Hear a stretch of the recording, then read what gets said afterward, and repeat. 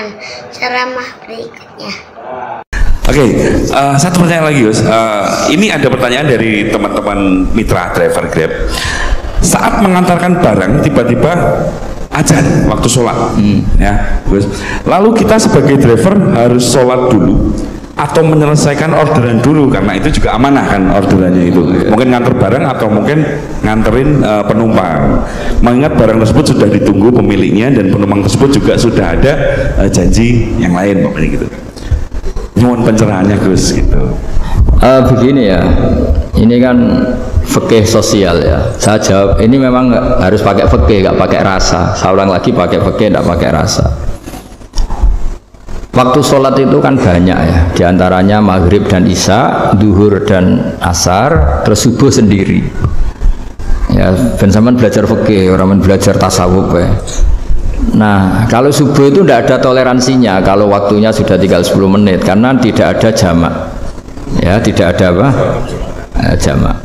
Sehingga misalnya kalau kamu ngojek, waktu tinggal 10 menit, ya harus sholat.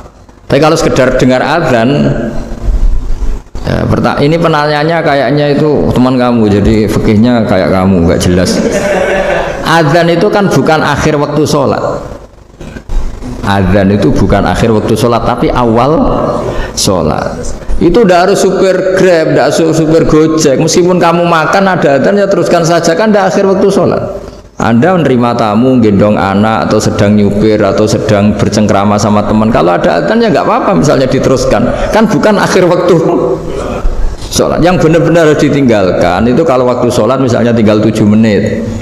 Atau tinggal 8 menit. Waktu yang mau tidak mau kamu harus tasarrufkan, kamu peruntukkan injury time gitu. Injury time. Nah, gitu aja kok nggak tahu ya. Nah, lalu misalnya, kalau pertanyaan tadi mestinya kelasnya itu kelas afdoliyah. Utamanya gimana? Kalau wajibnya belum ada, karena kan waktunya masih panjang. Jadi pertanyaannya bukan wajibnya, tapi sebaiknya, karena ini semuanya belum mendesak kan. Andai kan kamu teruskan nganter barang, kan tidak ada jaminan waktunya habis. Padahal kalau kamu memaksa sholat, mungkin citra kamu sebagai supir Grab tidak baik, karena dianggap mengabaikan konsumen. Nah, terus kedua menyangkut jarak. Oke, seperti itu. Nah, sekarang kalau pertanyaannya dibalik, makanya yang dibalik ini agak ribet. Waktu sholat tinggal 8 menit.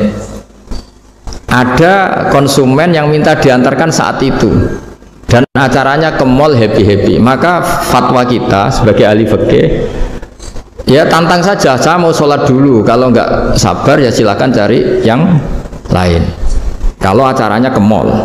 Tapi kalau acaranya kelahiran atau transfusi darah atau mau nganterin darah ke pasien yang sudah koma, maka kita langsung, karena ibadah sosial itu didahulukan, mengalahkan ibadah yang haknya Allah, karena Allah itu zat yang tidak butuh ibadah kalian. Tapi kalau pasien ini kalau nggak nang kesampaian darahnya mati misalnya, jadi kamarnya Allah lebih apian lah gitu. Makanya masyhur kalau dalam fikih hak Allah sama hak adami ini dimenangkan hak adami, tapi bukan karena Allah kita kalahkan. Allah tidak butuh itu semua gitu. Jadi dikalahkan tapi bukan karena kalah, justru karena tidak butuh. Ya ibarat gini lah, Allah itu saking baiknya. Baiknya Allah kan pasti di atas orang tua kita. Itu pasti, saya ulang lagi, baiknya Allah pasti di atas orang tua kita. Orang tua kita saja baik, apalagi Allah. Misalnya orang tua kamu butuh uang 5.000, adik kamu butuh uang 5.000, adik kamu yang kecil atau ya, kira-kira orang tua kamu tuh nyuruh dikasihkan beliau apa adik kamu, kira-kira saja ke adik kamu. Nah, Allah itu saking baiknya, hal yang terkait Allah, misalnya tadi sholat tepat waktu sama ibadah sosial, itu disuruh ibadah sosial. Karena ini kalau nggak kesampaian transfusi darahnya atau apalah, atau kamu dokter yang harus mengurus operasi, waktunya tinggal 5 menit, kamu harus ngoperasi pasien dulu, karena Allah bisa menerima sholat kamu. Nah, tak terangkan lagi, ini fikih terus. Lalu sholat yang apa? Kalau sholat itu antara maghrib dan isya, dan nanti yang terlambat itu maghrib, kita ngikuti ulama yang mengatakan jika ada darurat, maka maghrib dan isya boleh dijamak meskipun tidak atas nama pergi. Kan jarak kamu kan tidak jarak masafatu qasrin. Artinya apa? Misalnya saya dokter, harus operasi, waktu saya tinggal 8 menit mau maghrib, ternyata harus ada operasi. Kalau saya nggak nangani, mati. Saya harus operasi, dan nanti waktu saya maghrib habis itu tidak harus dikatakan qadha atau yang mengeluarkan maghrib dari waktunya. Bisa saja menurut ulama dianggap boleh dijamak takhir dengan isya, karena kondisinya masih waktu jam'in. Begitu juga duhur dengan asar. Tapi kalau waktunya itu asar, tinggal 8 menit, kemudian harus ada operasi, ya kita operasi, waktu asar kita mundur sampai maghrib, namanya qadha yang dimaafkan Allah. Ya namanya tetap qadha karena asar nggak bisa dijamak dengan maghrib. Jadi ini fikih ya, jadi jawabnya harus jelimet. Jadi saya ulang lagi ya, tadi kan pertanyaannya dengar adzan. Kalau adzan kan waktunya masih panjang, apalagi misalnya maghrib kan waktunya kan taruh saja ada waktu seperempat jam. Ternyata andekan kamu antar hanya butuh waktu 7 menit, kan nggak ngefek sama sekali. Saya nyanda. Gitu. Terus kalau driver umpamanya dapat order, ini yang tanya kamu malah mewakili dalam, kalau ada driver dapat orderan food, nganterin makanan, tapi makanannya non halal, itu fakihipun pripun? Nah, makanya itu tadi ya. Kamu tahu betul kalau itu non halal loh? Kalau itu sudah tahu pasti non halal. Nah, ya, tadi. Daging Tyrannosaurus, nonton mungkin. Ya makanya tadi itu memang PR kita di semua profesi. Saya ulang lagi, itu PR kita di semua profesi. Jadi ya itu makanya pentingnya istighfar tuh di situ tuh sudah kita sebagai ulama menghalalkan tidak mungkin, mengharamkan kamu juga demo, ini pekerjaan Gus. Tapi yang jelas itu tidak bisa dihindari. Ya sama lah seperti orang di bis itu. Kadang-kadang kan didoain semoga semua penumpang hasil ke tempat masing-masing, dan kalau ada copet berarti kan doain copet juga hasil tujuannya. Jadi di semua profesi itu resikonya. Makanya tadi saya bicara tentang fikih.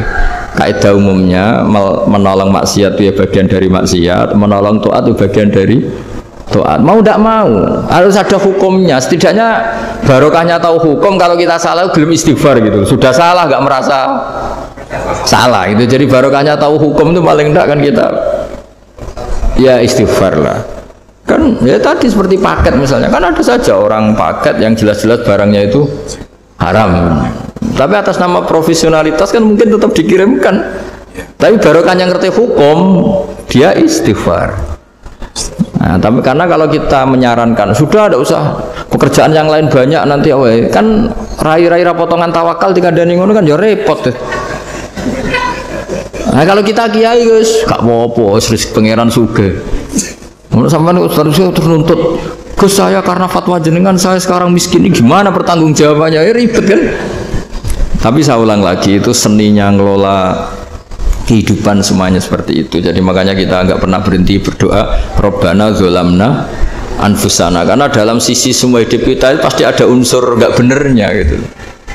Ya saya ulang lagi, pokoknya kaidah umumnya itu menolong taat itu ya ikut bagian dari taat, menolong maksiat ya bagian dari maksiat. Tapi ya tadi ya kita harus istighfar kan. Cuma tadi yang jelas-jelas maksiat dan kita tidak tajassus. Saya ulang lagi, tidak tajassus itu neliti wong nanti jelimet. Jadi misalnya ada perempuan mau ngojek ke sini ya diantar saja, jangan tanya detail. Itu apanya mbak? Hubungannya dengan kamu apanya mbak? Wah ya ribet kalau jadi kepo. Jadi gue tidak perlu gitu. Artinya sudah umumnya orang saja sudah. Nah, lama-lama juga gitu. Kalau ada bapak-bapak main itu ke siapa pak? Tujuannya laki apa perempuan pak? Surat nikah mana pak? Surat nikah mana? Saya sudah nikah gitu.